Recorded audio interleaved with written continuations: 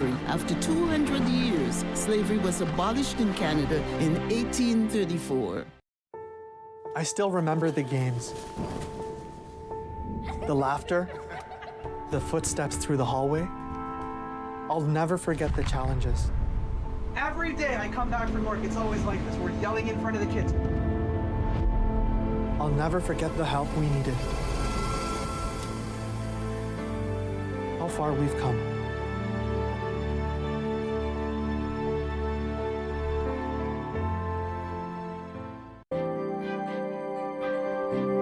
This is Rogers TV.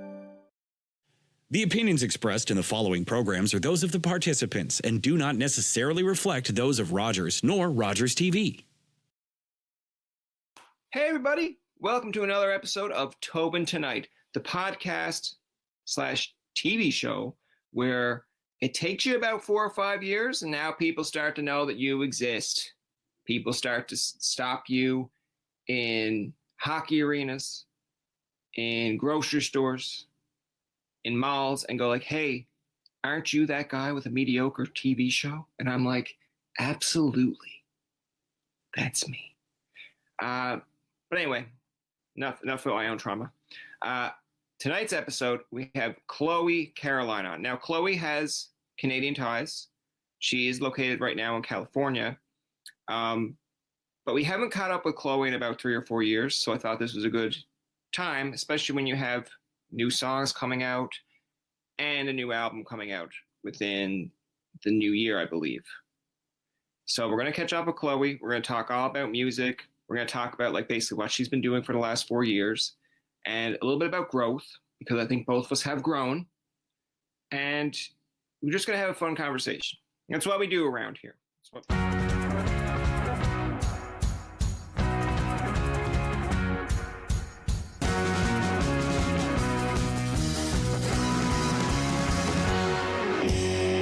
I did have a comment before we actually begin. So the last time, I know we did a live stream on like Instagram not like too long ago, but the actual, since we've done an actual interview or conversation, has been December 3rd, 2019. Oh my gosh, wow. Yeah, almost 4 years. That's pretty crazy. So Wait, my first question would be, so Chloe, it's awesome to have you on. But like, what's been up for the last 4 years? Oh God, so much stuff. Oh man, let's see, 2 breakups. but no, I released an EP called The Awakening Volume 1, and now I'm getting ready to release the second one, which is very exciting.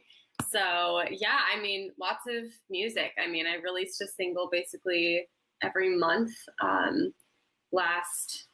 beginning last January, up until the end of April, and then just started releasing Boyish, and 94 just came out, and going to be releasing a single again every month up until the new year. So lots of stuff. And then obviously during COVID, I mean, I was writing, I was in the studio, I was healing from a lot of stuff, and that kind of inspired my EP. So yeah, I don't know how to sum up 4 years without getting too detailed. Yeah, I like how you open it up with like, oh yeah, 2 breakups. It's like, ha ha ha ha ha ha.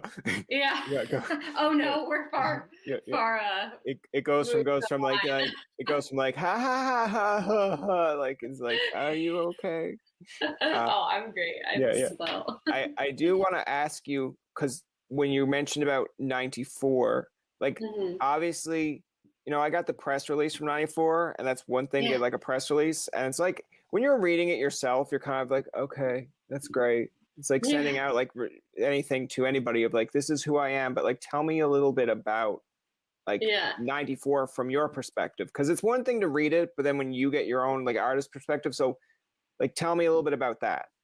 Yeah, for sure. Obviously, the in-person explanation is obviously always the best and most interesting. Yeah. But yeah, I mean, 94 was inspired by none other than a real situationship. As I feel like a lot of people, at least in our generation, millennials and Gen Zs, like, know very, very well. And, people outside of that definitely have probably experienced it, but don't necessarily know that that's the term. But for me, yeah, it was like, I met somebody like right before COVID, and then we really hit it off. And then it was just bad timing. Like, I just like ended a relationship, and then he was moving away, and yeah, the world shut down, and it was kind of like, all right, like, let's figure out COVID. And, I continued on with my life, and we didn't really chat. And then I found he was moving back, and it was like, okay, like, the what ifs started crumbling back in my head. It was like, maybe there's a chance to see if there's something here. And yet it was like kind of like one step forward and then two steps back. And it was like kind of like we both didn't really know how to act around each other, I guess.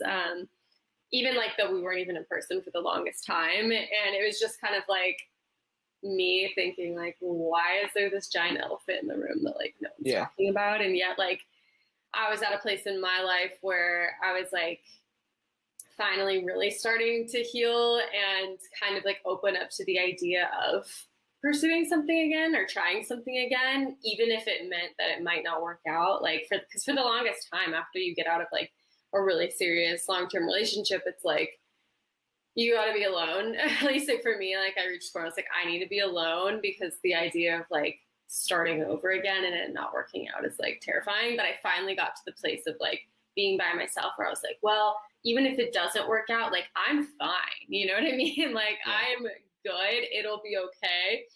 And so I was getting there, and I don't think he was necessarily like there on that same page. But anyways, so the song was kind of inspired by that like frustration of like, well, yeah, like we can both be playing these games, but at the same time, like with almost a confidence like that it was bound to happen. So why are we wasting time? Like kiss me before like we're 94 years old, like all we have is the present moment. And I was really trying to embrace that too. And that's something I learned over COVID is like how to embrace the present moment. So that's where I was at. And it turned into this song. And ironically enough, it didn't pan out, but it led me to something better, which, is kind of where the video comes in and what you see towards the end of the video.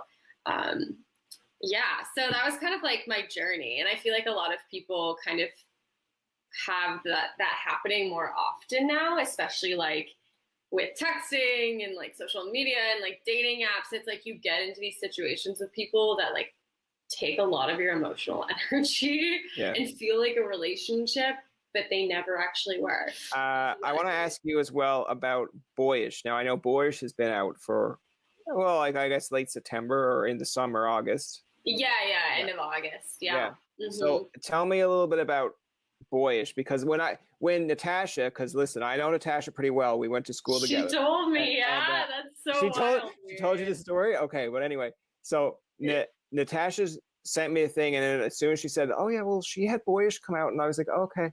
But I was just like, Boyish? Wait, what's that supposed to mean? Is that like you're supposed to, and then it was like childishness. So I was just like, hey now. Hey, feeling called out there, Tobin? Yeah. Boyish is, I mean, it's inspired by the man children of the world. Okay. Yeah, it was actually funny because I saw it on I saw like Boyish, like it was like somebody's caption. And I thought that would be a good song title. And so I was like, what does that mean? And for me, it immediately kind of sounded like, somebody who's kind of like behaves like a man child. And then I realized, I had obviously dated man children and people that just like don't know how to show up and or like, in their minds think that they're, a certain way. And in reality, they're not, or, and just like aren't meeting you in the middle. And it gets like really, really, again, frustrating. And and then I had a lot of friends too, like similar situations where they were dating these people or not dating them, again, more situationships, and kind of going in circles and wondering why they're continuing to date these people, yet not acknowledging like, okay, you can't change this person. Like, you know what I mean? Like, not to say that like they can't grow and whatever and mature, but like you can't force that out of somebody. Yeah, exactly. And you know, I wanted this song to really encourage people, or not encourage, but like I guess empower them to realize like it's okay to call out the truth. It's okay to like do what's good for you and no longer put up with that behavior. And like that's the only way that you can see the results you want, even if it ends up being with somebody else. Unfortunately, sometimes you want it to be this other person. But yeah, and again, yeah, not a gender thing at all, just a maturity thing, because there's plenty of women children out there too, for sure. So yeah, that's pretty much Boyish, calling out the man children. Yeah. And it could be even like your brother. You mentioned about the awakening, and then there's the awakening. I like it's volume 2. Like, you know, tell us a little bit more about like the difference between, I know, because I'm interested when artists have volume 1 and volume 2. Like to me, it's almost like a greatest hits volume 1, then volume 2. It's like almost like, oh, well, these ones we really know you like in volume 1. Yeah. Volume 2, there's like people are like, you didn't put this on volume 1. Yeah. So explain, I guess, your difference between an Awakening 1 versus 2, or is it just more or less a marketing thing where you're like, people know what the Awakening is from me, they'll know Awakening 2. Yeah, it's funny. So they're kind of actually like the Awakening 2, or volume 2 is kind of like a prequel actually. Okay. To the Awakening volume 1. It's actually backwards. With the exception of like a couple of the songs that I had put out on volume 1, that was actually recorded and written later. And these songs actually that I'm about to release and are starting to release were written earlier, like 4 years ago, sometimes. Wow. So like we could have just clued up an interview and then you were like, I got to go write songs now that I've after talking to Tobin. Exactly. That's it was like in the process of writing these songs. Yeah. And so volume 2, I would say the biggest difference is that it's just an earlier, you know, stage in my journey, and a lot of times more rawness and even more vulnerability is revealed. And, you know, it was really like these questions that I was asking myself on this like healing journey. And like when I was at certain stages, you know, like I was during 94, where I was just like really wanting this person to admit it and go for it. And you know what I mean? Like kind of more of like a chaser dynamic. Yeah. I had, you know what I mean? I was slowly learning how to like let go and surrender and trust the process and everything. But it was definitely like earlier in the journey. And then Boyish 2 was when I kind of first was realizing, you know, like who I was attracting for the longest time, maybe, or like who I didn't want to date anymore, you know, and slowly learning those things. And then, yeah, like I have another song on the record that's like very much like right after post breakup, and like really, you know, like I was telling you, kind of at the stage where I wasn't ready to date anybody at all. And just, yeah, like trying to process it all. There's a lot of just kind of like daydreaming and manifesting and asking these questions and kind of just really internalizing like what's going on and what you want. So do you, I want to ask you this, because you're an artist compared to me being a fan, but like, you know, when you mentioned about say 10 odd years, because I'm looking at it from say 22 to 32 for me, but it's just so like, you know, I grew up with Jonas Brothers, Justin Bieber, Selena, Miley, and then just to watch them from like, and again, I was probably their age, because I'm around their age, but like when they're first coming out with just say Burning Up or Year 3000, you're kind of like, this isn't for me. Like, I'm not really into it. It's still for me. But like, yet you download it and you like it, but you're like, it's not really what I want to listen to. And then now it's like Jonas Brothers come out with like Montana Sky or Celebrate or like Selena Gomez. I think she has, well, I know it's a little bit older, but it's like the one where she sings about like losing yourself to love herself. Oh, yeah. And I'm just like, this is the same person when I was younger that used to sing Cruella de Vil. And now she's telling me about losing, you got to lose some love. And I was just like, okay. But like, you're an artist. So like, how do you kind of explain your evolution? Because listen, I still will find on my iPhone sometimes like Indian Summer. And then I'll listen to that, and I'll be like, that's the first time that I remember listening to Chloe. Then I'll listen to something more recent. I'll be like, there's definitely a change. Yes. But not like a bad change, but it's just right. like the artist perspective, because I don't know. I'm not gonna have Miley on tomorrow or Justin Bieber, but like tell me a little bit about like how that evolves over time. Like, do you just wake up one day and be like, you know what, I think I want to write this a little bit more open. Like I want people to read me a little bit more.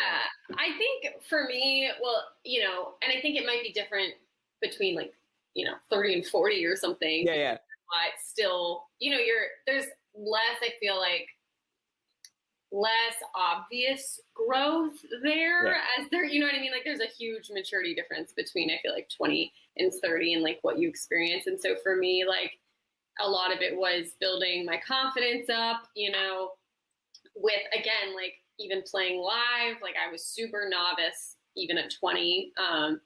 The person I am on stage now is completely different, like night and day. I think I was like beginning, you know, like slowly but surely, like getting there, but I definitely was probably holding back and had, you know, more reservation on stage, which I don't have as much of anymore at all. I love I never even get nervous. Like I love it so much, and being really open and stuff like that. But then, you know, from a sound perspective too, you know, just like I was maturing, you know, throughout the various seasons and what I was like experiencing, like I was also learning what I liked and like what I necessarily didn't resonate with, just because maybe like other people resonated with it, or I was maybe supposed to because I was in this particular genre. And I was living in Nashville, and so this is what I should sound like, and trying to fit in the box. And I finally kind of like got to the point where I didn't really. You weren't even in a box anymore. Yeah, like I was kind of just like, I want to make music that feels right, and it's going to land where it's supposed to land. If I'm still intentional about it, obviously, but I don't want to just like throw in something that. Like throw in a random banjo because that's considered country, or like something I don't believe in, or not use this sound because it doesn't fit this genre, you know what I mean? Whatever it was. And so, I think I finally started really just like not caring as much about, you know, like doing what other people were doing and kind of wanting to embrace like who I actually really was authentically, and the new and the old that I liked, and the mixture of pop and the songwriter in me, and that you could do both. And I was at the same time witnessing artists like, you know, Harry Styles and Shawn Mendes and Ed Sheeran and stuff, that were these males that kind of had that really cool combo. And that's what I was doing naturally. I kind of was being told that, you know, I couldn't really do that in pop or country, you know,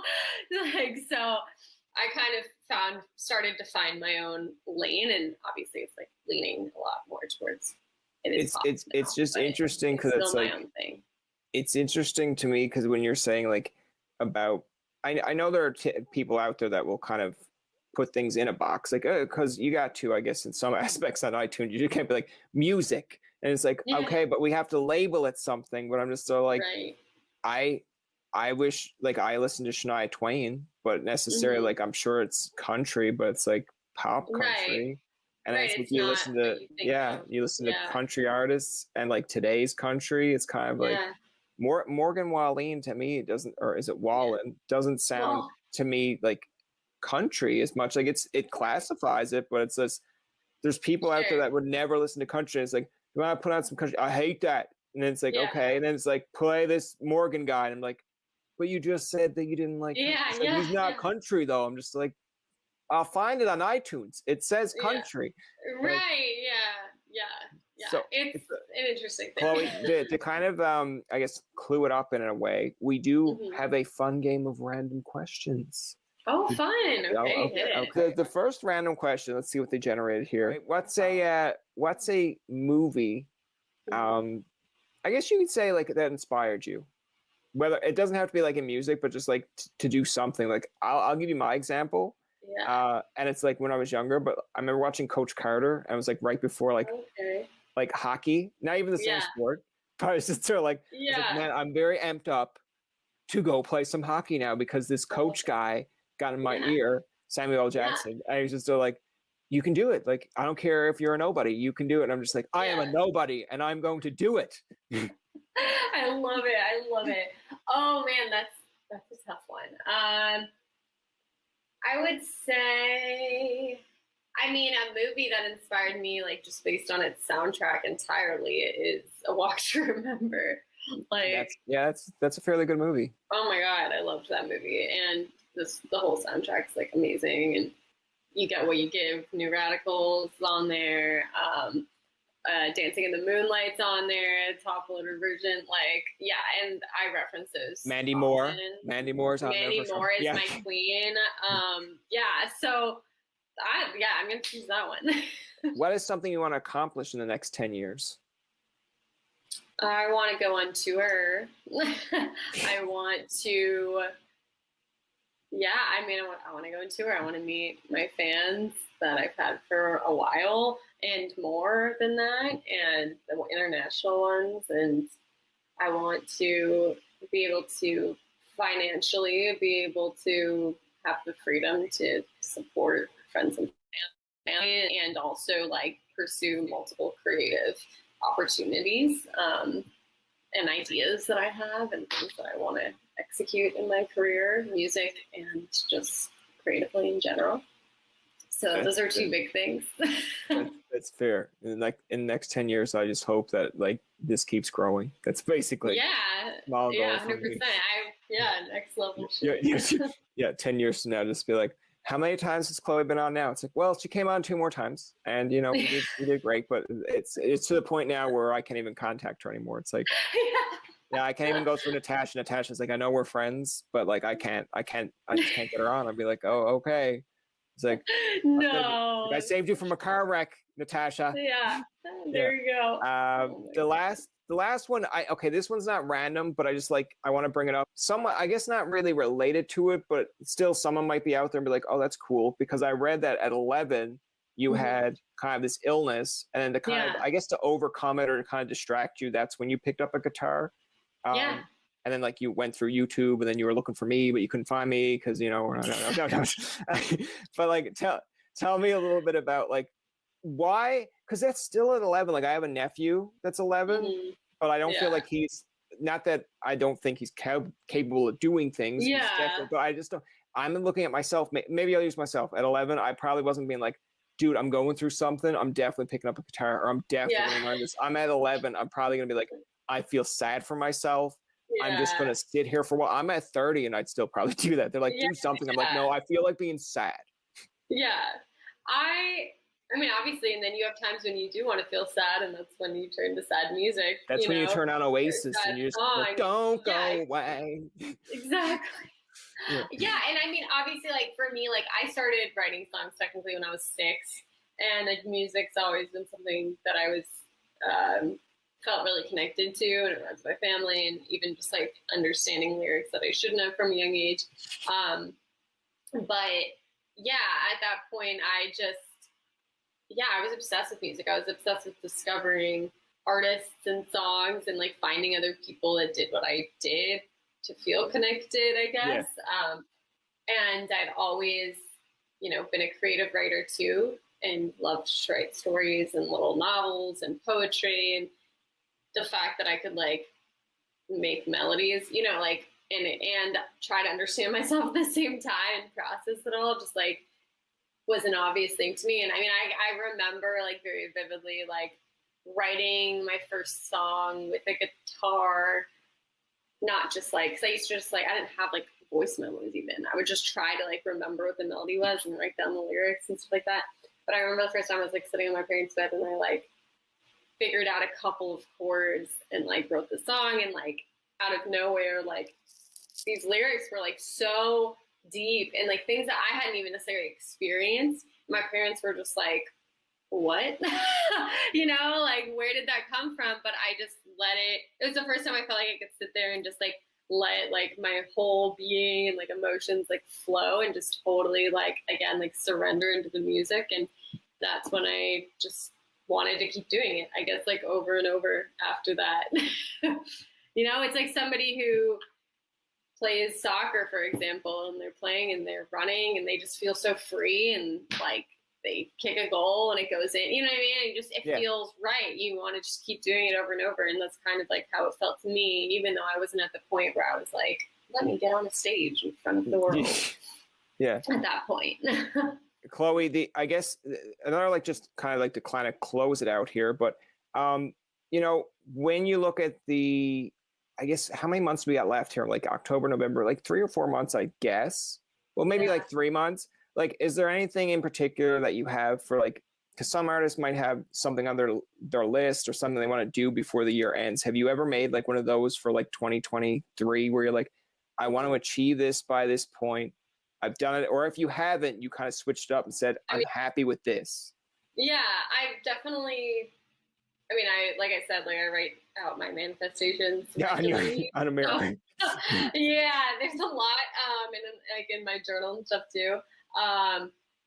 So like if there's anything left to do, I mean, there's always something left to do. It doesn't necessarily mean it's in my control. I guess for me, it's like making sure that the next, the next song is like out there in the world, and maybe play a couple more shows with my band. And I really want to get merch out there. So I think, let me make that a goal. That's fair. That'd be good. Do you have like an idea of it being like, because I read, now I don't know if you know this, I'm sure you do, but there is, I think it's on Instagram as well, but there's a group that's called like the Chloe Caroline Crew. Yeah. Do you have like a shirt design for that, like a triple C, or just like a CCC? I really should. I forgot who I was talking to though the other day, and they were like, "That's lame. That's a lame name." I'm like, "Yo, I didn't come up with that." I didn't go out on the street and be like, "Okay, guys, anyone who likes me, we're actually called my first and last name with Crew." Yeah, that's how egotistical I am. I like the triple C though. I think I like it. I don't know, man. Yeah. But yeah, no, I should definitely get those. What is it in math? It's not called. It's not 3 squared. Is it 3 cubed? You mean alliteration? Yeah. No, I was gonna like it's like the C and then the 3. I thought like because I know squared is like, you know, you could have 5 squared. Yeah, there you go. You could just make a cue ball with a C in it, and that'd be like for your math fans. Yeah, exactly. And they'd be like, I don't understand it. And then there's some math guy be like, I understand it. It's math, and I love that girl. It's actually not a bad idea. Yeah, exactly. I'll just have like a really mixed thing. Yeah. You never know. You could have someone down the road be like, I'm glad that you thought of me. Be like, not me, but you. That's going to do it for this episode of Tobin Tonight. Our thanks to Chloe Caroline for coming onto the show. Remember, you can find past, present, and future episodes on TobinTonight.com, Spotify, and iTunes. Follow us on Twitter, like us on Facebook, and leave a comment or two. For Tobin and myself, this is Jacob saying thank you for listening and good night.